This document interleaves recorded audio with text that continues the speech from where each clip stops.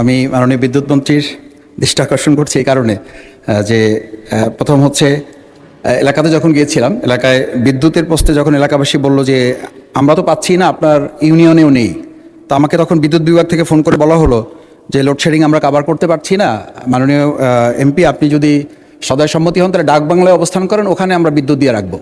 তা আমি বললাম যে আমার এলাকার লোকজন ছেড়ে, পরিবার ছেড়ে কি আমি ডাকবাংলায় অবস্থান করাটা বাস্তবসম্মত হবে? বলছে এছাড়া আর কিছু উপায় নেই। তা আমি বলছি যে এই লোডশেডিংয়ের পাশাপাশি আর একটা মরার উপরে খাড়ার আছে মাননীয় স্পিকার, সেটা হচ্ছে যে ব্যাপক পরিমাণে ট্রান্সফরমারগুলো আমাদের এলাকাতে যখন চুরি হয়, তো চুরি হওয়ার পরে পল্লী বিদ্যুৎ থেকে বলা হয়, বিদ্যুৎ থেকে জানানো হয় যে আপনারা এলাকা থেকে চাঁদা তুলে বা আপনারা গ্রাহকরা মিলে 50% টাকা এখানে ক্যাশ করেন, তারপরে আপনাদেরকে আমরা একটা ট্রান্সফার দেবো। এই ট্রান্সফার পাওয়ার জন্য প্রায় 2 মাস 2.5 মাস পর্যন্ত চলে যায়, বা ট্রান্সফরমার সেখানে যতক্ষণ পর্যন্ত গ্রাহকরা টাকা দিয়ে ওটা সংগ্রহ না করেন ততক্ষণ পর্যন্ত সেখানে আর বিদ্যুৎ কাভার করে না। আমি মাননীয় বিদ্যুৎ মন্ত্রীর কাছে সবিনয় জানতে চাই যে এই যে ট্রান্সফরমার চুরি, এটা তো গ্রাহকদের কোনো ত্রুটি না, এটা হচ্ছে সরকার বা ওখানে প্রশাসন যারা আছেন তাদের ব্যর্থতা। সেই জায়গাটা গ্রাহকরা টাকা দিয়ে এই বিদ্যুৎ ট্রান্সফরমার তাদেরকে নিতে হবে, এই বিষয়টি কিভাবে দেখছেন বিদ্যুৎ মন্ত্রী? এটা তো স্বরাষ্ট্রমন্ত্রীকে প্রশ্ন করতে পারেন, চুরি কেন বেশি হয়। এনিওয়ে, মাননীয় বিদ্যুৎ মন্ত্রী।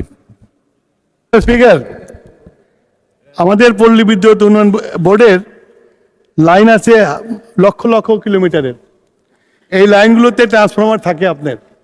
আমার মনে হয় না যে কোনো দেশের স্বরাষ্ট্র মন্ত্রণালয় এই দীর্ঘ লাইন পাহারা দিয়ে ট্রান্সফরমার চুরি করা বন্ধ করতে পারবে।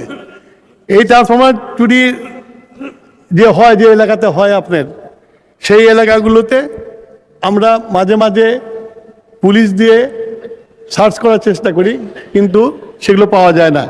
আমি অনুরোধ করব যে এটা তো সরকারি জিনিস, আমাদের জনগণের জিনিস, এটা এই জিনিসটা কিছু দুষ্কৃতিকারীরা চুরি করে নিয়ে যাবে।